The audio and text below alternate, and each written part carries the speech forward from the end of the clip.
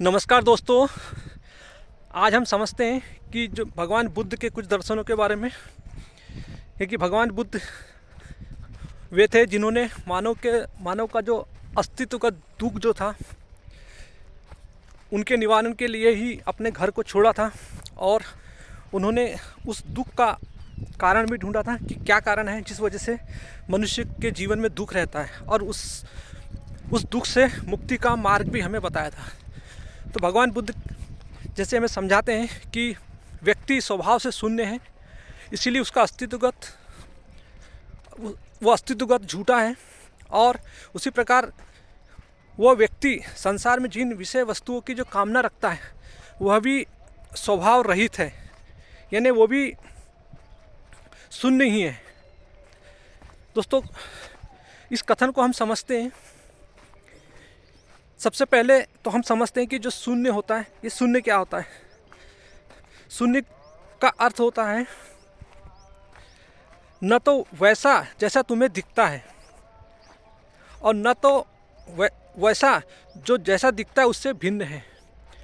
तो यानी यदि आप उसमें कुछ भी उसको अगर जोड़ देते हो तो वो अपना अस्तित्व उसका परिवर्तन हो जाता है। उसी प्रकार दोस्तों, शून्य इजिकल टू अहंकार होता है। अहंकार भी क्या होता है, वो भी उसका अपना स्वतंत्र अस्तित्व नहीं होता, क्योंकि मैं जो होता है वो हमेशा अपने आप को विषय वस्तु से जोड़ के ही मैनिफेस्ट करता है। क्योंकि कोई भी व्यक्ति अपने आप को कैसे करता है, जब तक उसके साथ विषय न हो या वस्तु ना हो या कोई विचार ना हो, कोई भाव ना हो, उसके बाद ही वो अपने आप को मैं कहता है। तो मैं कहने के लिए किसी चीज़ पे उसको आश्रित होना पड़ता है, और यही उसकी अंदर एक बेचैनी रहती है कि उसे कुछ चाहिए। तो इसीलिए वो संसार में विषय वस्तु की ओर भागता है। और वहीं विषय वस्तु जो संसार में है, जो भगवान बुद्ध कहते हैं कि जो वस्तु और विषय वस्तु जो होती है, वो सारी संसार की सारी वस्तुएं अपने आप में कोई मतलब इंडिविजुअलिटी नहीं रखती, अस्तित्व नहीं रखती। वो भी सब एक दूसरे पर निर्भर है। क्योंकि आप बताइए, यदि कुर्सी है, कुर्सी पे जिस कुर्सी पे आप बैठते हैं वो कुर्सी अपना कोई स्वतंत्र अस्तित्व नहीं रखती, क्योंकि वो उस कुर्सी को बनने के लिए पूरा ब्रह्मांड चाहिए। उसे जल चाहिए, उसे पृथ्वी चाहिए, उसे सूर्य चाहिए, यानी हवा चाहिए, सब चीज़ चाहिए उससे बनने के लिए। और उस पृथ्वी पर व्यक्ति भी चाहिए, उस कुर्सी को बनाने वाला। तो ये बताइए कि इस कुर्सी की जो सत्ता है ये पूरी एक दूसरे पे टिकी हुई है। तो ये वस्तु हमेशा हम जैसा देखते हैं वैसा होती नहीं। तो और जब भी हम किसी वस्तु का अपना कोई इंडिविजुअलिटी नहीं होता, और वस्तु जैसे बनती वैसे ही उसके अंदर वो परिवर्तन भी आने लगता है। दोस्तों, जैसे ही कुर्सी बनी, इसके बनने के बाद ही इसके अंदर इसका क्षरण चालू हो जाता है, इसका एग्जिस्टिंग लॉस होना चालू हो जाता है। तो कोई भी वस्तु अपने आप में एक इंडिविजुअलिटी नहीं रखती, सब एक दूसरे के ऊपर निर्भर होते हैं। तो उसी प्रकार अहंकार और हम हमेशा एक दूसरे के ऊपर ही निर्भर होते हैं।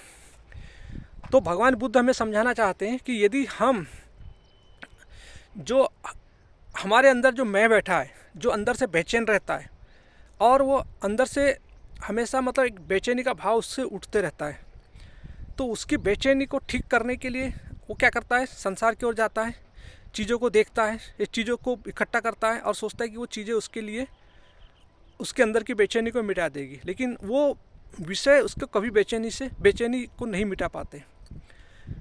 तो भगवान बुद्ध हमें समझाते हैं कि जो आप अपने विषयों को देख लीजिए, उन वस्तुओं को देख लीजिए जो कहना चाहिए क्षणिक हमें दिखती है, लेकिन कभी वो उनका अस्तित्व नहीं होता। और जो हमारे अंदर जो मैं बैठा है झूठा, उसका भी कोई अस्तित्व नहीं होता। यानी कुल मिलाकर जो कामना और कामनाकार दोनों ही एक दूसरे अलग नहीं है, डिफरेंट नहीं है, दोनों एक ही है। तो हमारा दुख वो हमारे अंदर एक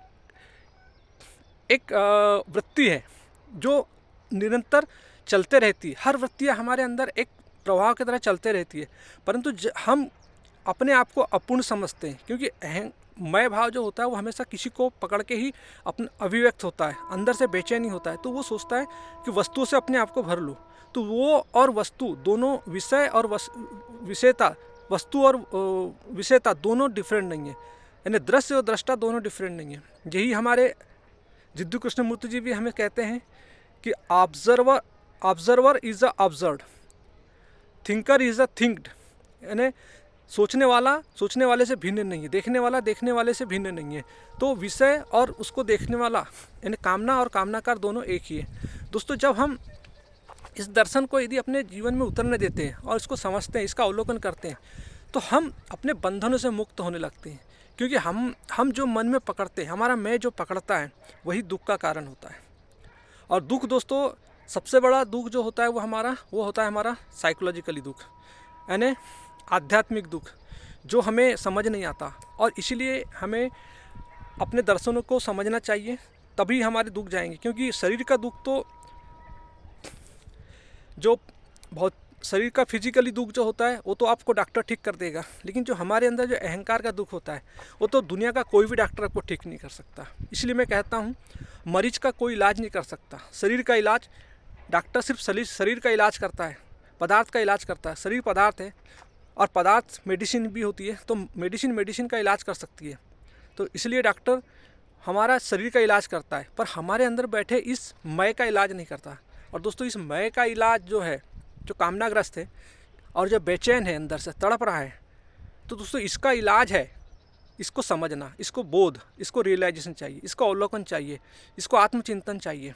और ये शांत होता है हमारे अंदर आत्मज्ञान से। और आत्मज्ञान हमें आता है हमारे दर्शनों को पढ़ने से, उपनिषदों को पढ़ने से, भगवान श्री कृष्ण की गीता को पढ़ने से। दोस्तों, यही हमारे जीवन का सबसे बड़ा कारण है कि हम दर्शनों को नहीं पढ़ते। और हमारे दुखों का कारण भी यही है कि हमारी जो ये संरचना है, जो स्ट्रक्चर्स है, हमें इसके बारे में कुछ भी ज्ञान नहीं है। हम अपने संरचना जो पूरा हमारे अंदर एक रासायनिक प्रक्रिया है, उसके अंदर हम चल रहे हैं। हम नहीं जानते हमारे भावनाएं कहाँ से उठ रही हैं, हमारे विचार कहाँ से उठ रहे हैं। हमारे अंदर जो हमारा एंडोक्राइन सिस्टम है, हमारा जो कहना चाहिए पूरा ये एंडोक्राइन सिस्टम, जो हार्मोनल सिस्टम है, इसको हम नहीं समझते। दोस्तों, इसी के कारण होता है कि हम बंधनों में फंसते जाते हैं। और सबसे बड़ा दोस्तों, हमारा शारीरिक जो दुख होते हैं, यानी शरीर के जो जितने भी जो लाइफ सेविंग जो डिसीज़ जो होती है, वो हमारे मानसिक अज्ञान से ही आती है। हम स्वयं को नहीं समझते। वही कारण होता है कि हमारे मन पे न जाने कितने अव्यवस्थित डिकल्टर थॉट चलते रहते हैं, और वो थॉट ही हमें